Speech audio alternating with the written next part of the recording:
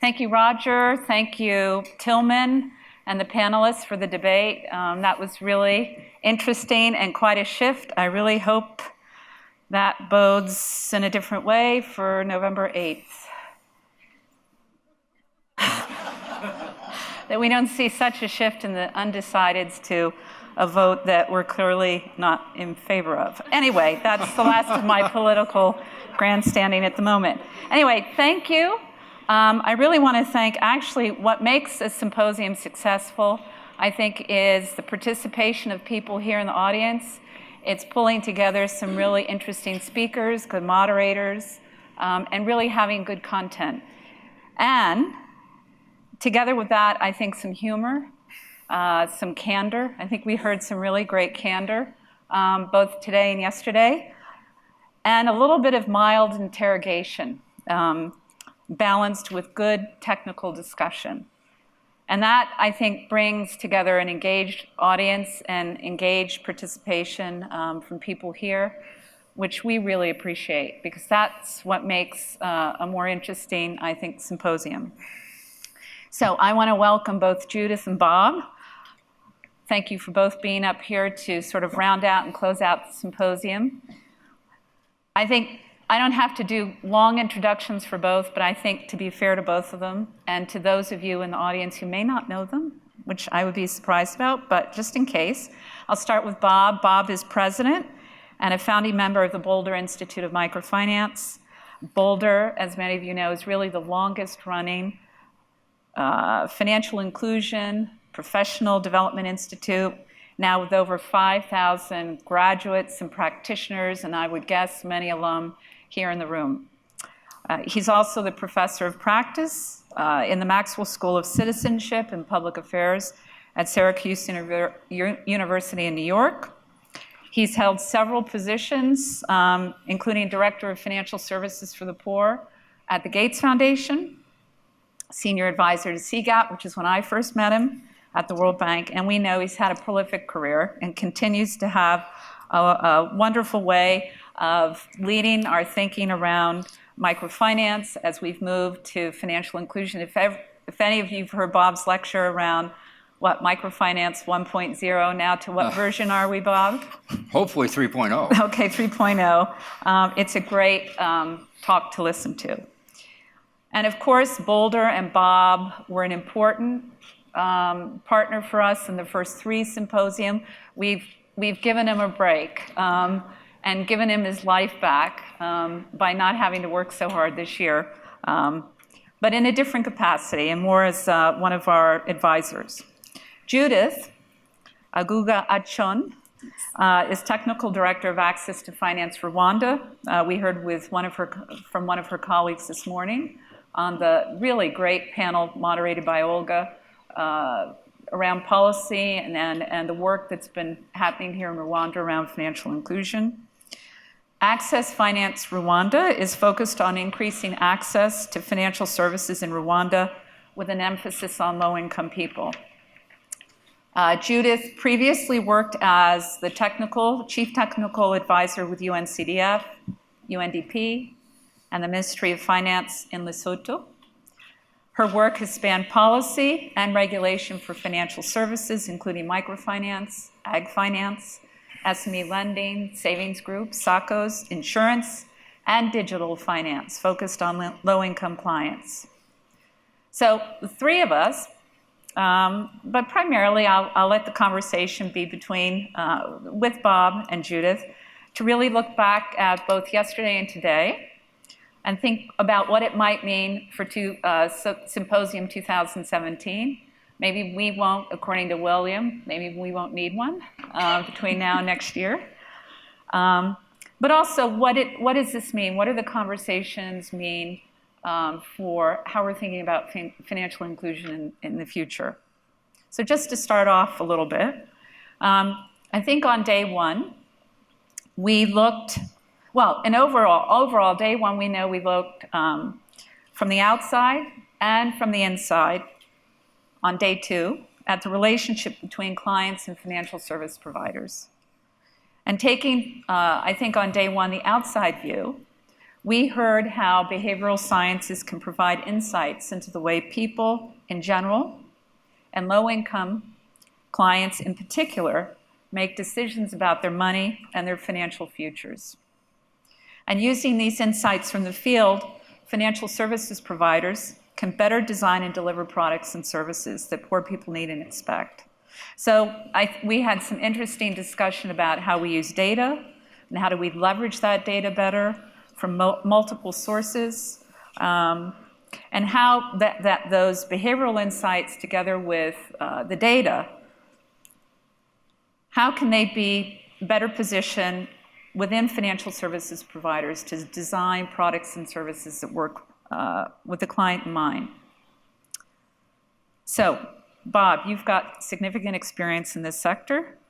What are your key takeaways from what you heard yesterday? And what do you think might work, what might not work, as we think about that approach using behavioral design and this lifetime value, customer lifetime value approach for financial services providers? Is it practical? Is it realistic?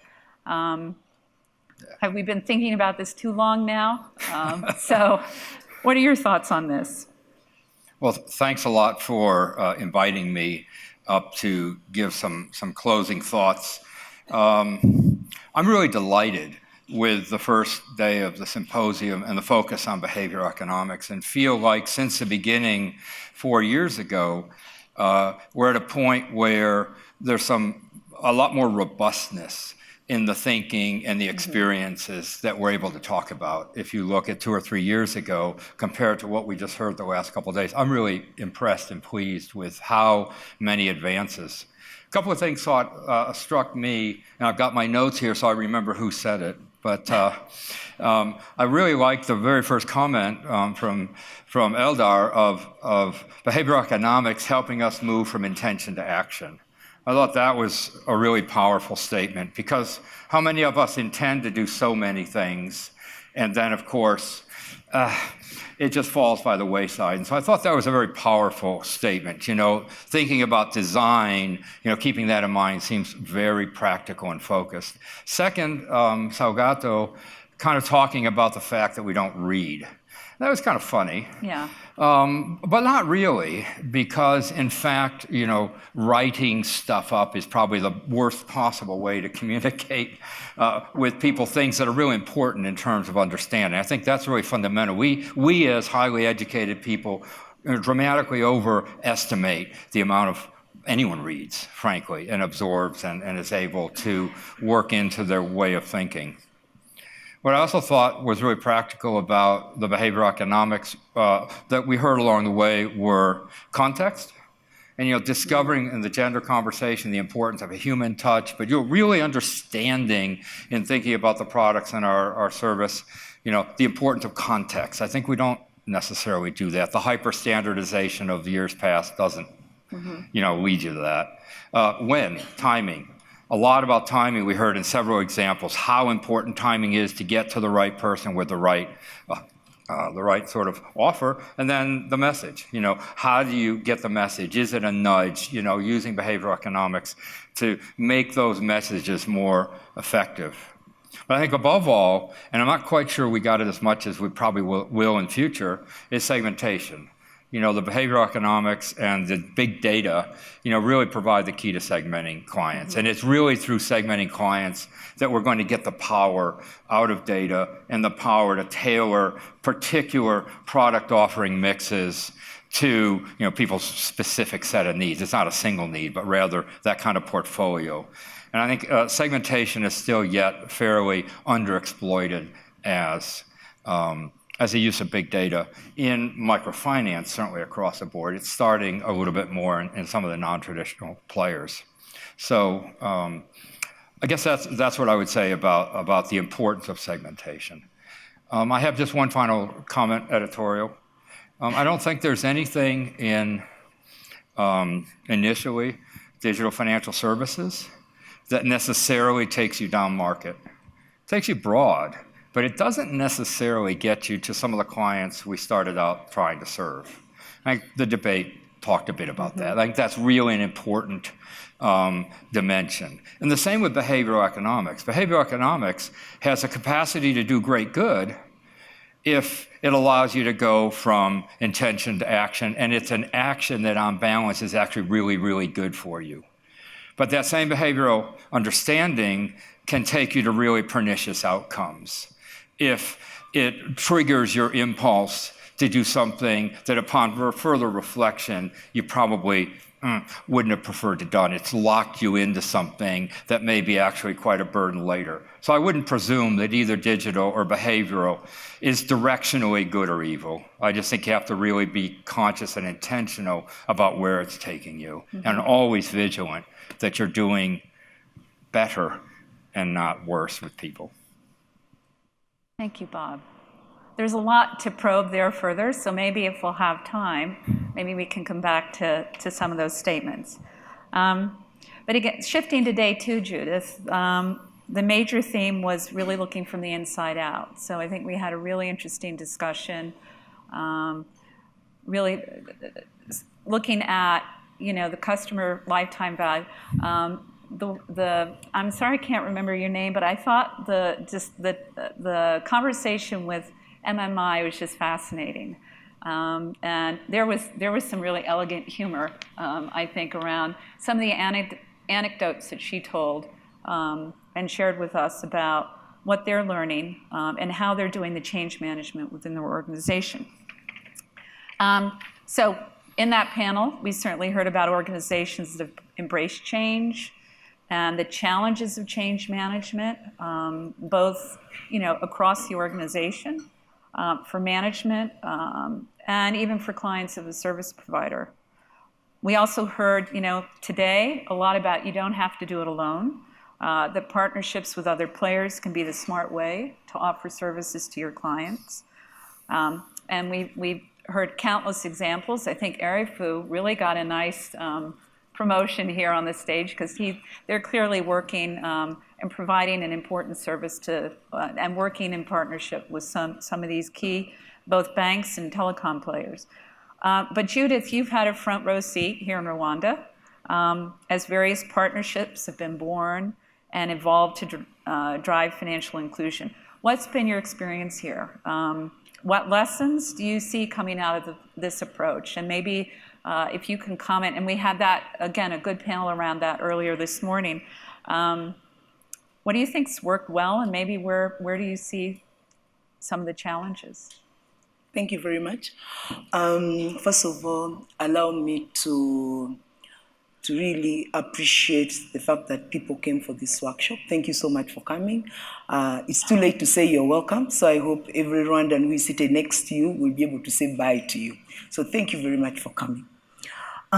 In terms of partnerships, we already talked what Access Finance Rwanda does. And during the time that the last 3 years, AFR only implements its programs through partners, and we were working at the macro, meso, and the micro level. And clearly, and of course, we are funded by DFID, MasterCard, CEDA, and KFW, so that's part of the partnership. Clearly, for me, what comes out is meeting at that point where there is need. There is need, there's a pain point on both sides, and it has to be on equal footing. And the other that came out for me very, very, very easily was the need to be flexible, because partners are not at the same level at all the time, even when you want to be equal. So usually, like now, AFR had the donor funds, we had our targets. Like you all know, we have KPIs here. Even AFR had KPIs. Yeah, down to the... Do you have a KPI, Judith? Yes, I have a KPI from the financial sector depending strategy. Okay. And from the central bank, and from the Minister of Finance, and from the Minister of Agriculture. And that also goes down to the banks, and to the insurance companies, and to the MFIs. So now, in a country where you all are running around KPIs, and I mean running, then you really have to get partners that complement you, partners that, that have comparative advantage to do work with you. And at the micro level, we actually worked with 18 partners, and we reached over 1 million people in 2.5 years in this country. At the meso level, we also did a lot of work there, and at the macro level, of course, it was the central bank and the Ministry of Finance that we were able to work with. So that win-win for everybody. There is a need this side, you have a need this side, and of course there is the power wrangles, but you've got to be flexible and address the need. And in fact, in partnership, it reminds me of one African proverb that says, if you want to go fast, you go alone. But if you want to go far, we go together. So that for me was extremely key in driving AFR to work with partners and to deliver to what clients or potential clients need. And that goes further when we say we want to reach women. Who are those clients? And I like what Jennifer said. Who are those institutions whose mandate is really focused reaching women? If you're talking about youth, so I'm talking about client segmentation, which Bob has just talked about. If you're talking about youth, who are those institutions that are really reaching down to the youth and are focused to the youth, and you work with them? If you're talking about agriculture, we did a lot of work in using the value chain financing with the tea factory and Tigo on one side, with the coffee exporter and TechnoServe on the other side, the cares of this world. We worked with the AB Bank to do SME lending, which was cash flow based lending, and it goes on and goes on. But one thing is for sure, for us here in Rwanda, we work so well because everybody has KPIs, so it's not so difficult to put everybody at task because we all have got to deliver at the end of a certain period, end of month, and all that. So, but that's about partnerships. Thank you. Thank you. Yeah. Thank you, Judith. So just to follow up quickly, let's just reflect quickly on the two keynotes. The one yesterday afternoon that Nick gave us around MCOPA, and then maybe the one that Jennifer, Dr. Riga, provided us today right after lunch. I'll let you choose which one you'd like to comment on. Bob, you want to take the first? You can't both choose the same one. Uh-oh. Yeah. So I'll give you the first pass here. Well, I was going to comment on the presentation by Dr. Jennifer Ridia today. But I was going to start by talking about gender, if that's okay. Go ahead. Dangerous topics, right, these days with what's going on in the States.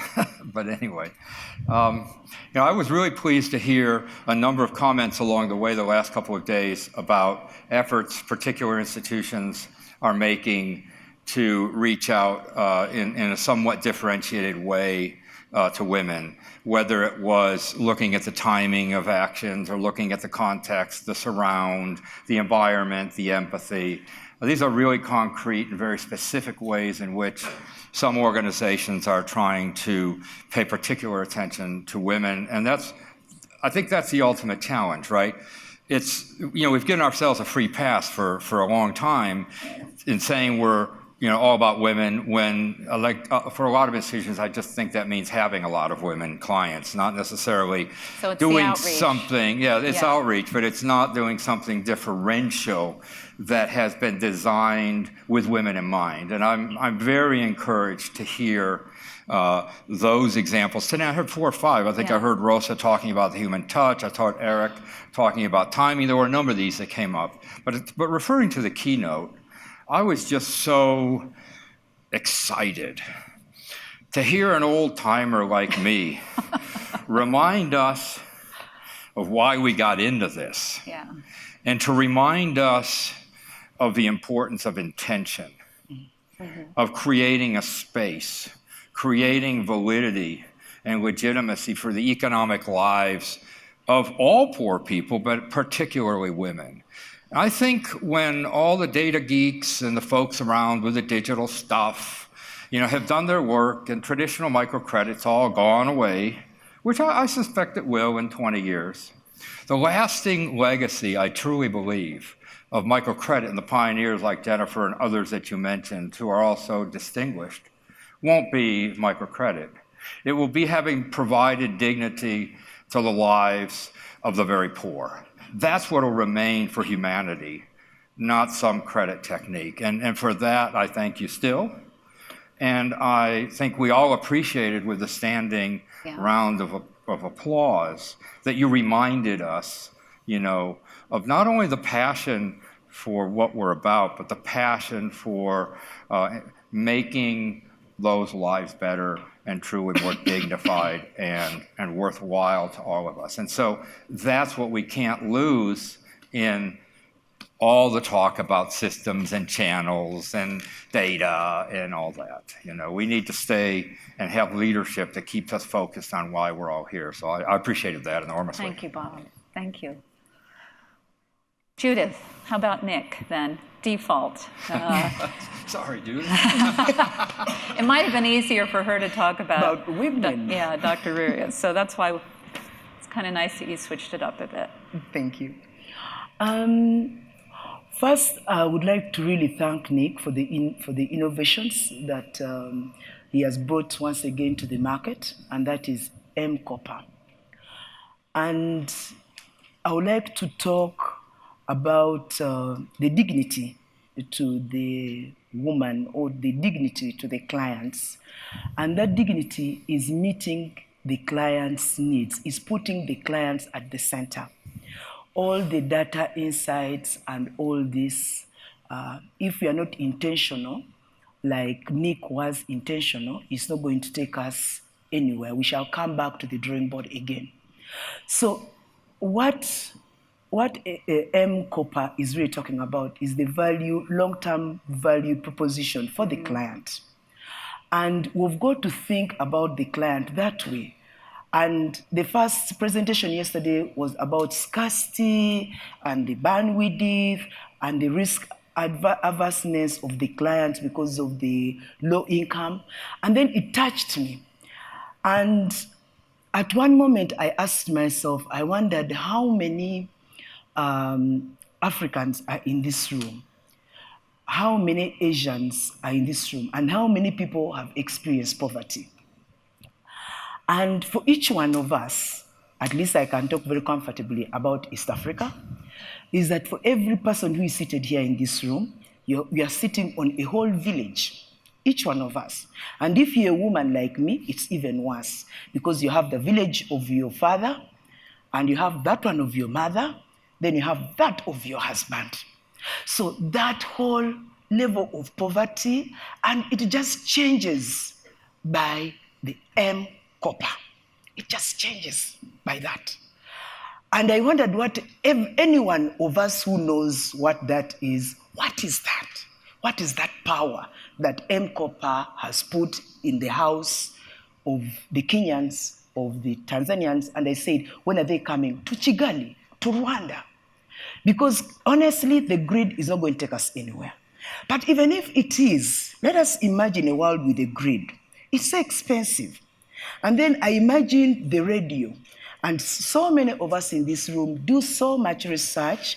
And of course, what is one of the parameters for measuring whether it is gender empowerment, whether it is poverty, is the radio. And I asked myself last night that, really, the radio? Do we know why the radio has only to be switched on at night? It's because you cannot afford the $2 to buy the battery. So you've got to wait to have this as part of the activity that you do. And you all know that all Africans, the poor ones of course, sleep by 7 or 6 when the sun goes down. And then they cannot read. So then we are in this room and we are spending a lot of money for education. But they cannot read. We can't read simply because there is no light to read. So we start reading at around the age of 15 or 16. So that is the power of M-Copper. That is the power that M-Copper is going to bring in the lives of people in our country, in our continent. And for that, I felt very nice. I felt that there is hope for somebody. I felt there's going to be life in so many people's houses. There's going to be eating as a family. Because if you just want to experience it, just put one candle. I know all of you enjoy candles. Put one candle in the whole house, and you will see what I'm talking about.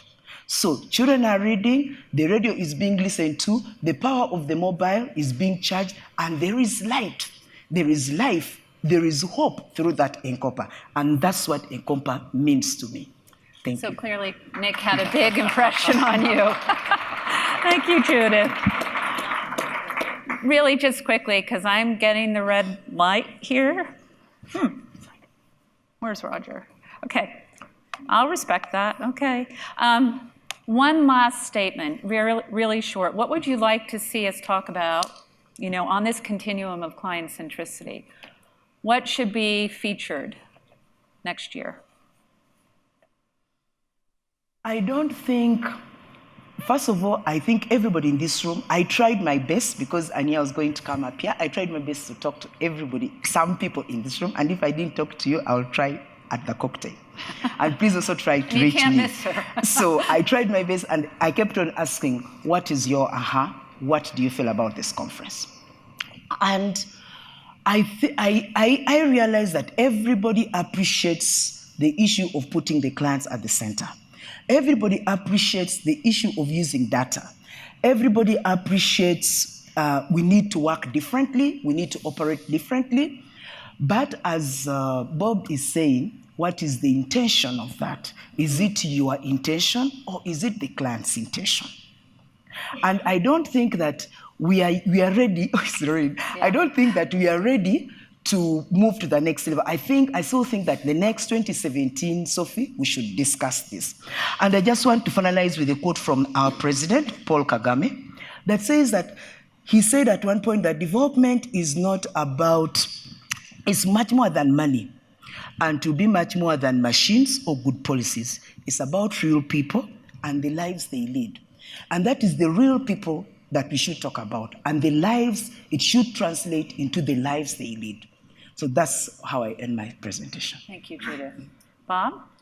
No, just very briefly, I think this is a journey. It's been a journey for years and will continue to be a journey for years. And I hope that we can just continue to come together and share the incremental victories and hopefully data, how is it actually working with intent, So I see it as a progress and a path, and I'm super pleased with just what we see each year as progress. Yeah. And so I wouldn't recommend any big change other than to continue to focus on the how. I think people are getting more and more the client should be at the center, but the how is, the devil's in the details. Absolutely. Couldn't agree more. So thank you both for these insights. We're now coming to the close of our fourth symposium. First, I'd like to thank the advisory team. So that includes Bob, Gerhard, maybe you could stand if you don't mind. So Gerhard Kutzi, who was up here previously. Thank you, Gerhard. Yasmina McCarty is not here, I think from GSMA. She's at another event. But we do thank her for her guidance as well as the judges. Very quickly, if you don't mind standing again, from the Clients at the Center Prize that we awarded yesterday. Are you still here? Maybe not. Did all the judges leave? There's one. So anyway, thank you. I really want, of course, to thank the foundation staff. So we first start off with the financial inclusion team. If you don't mind, just quickly standing. I won't name you all.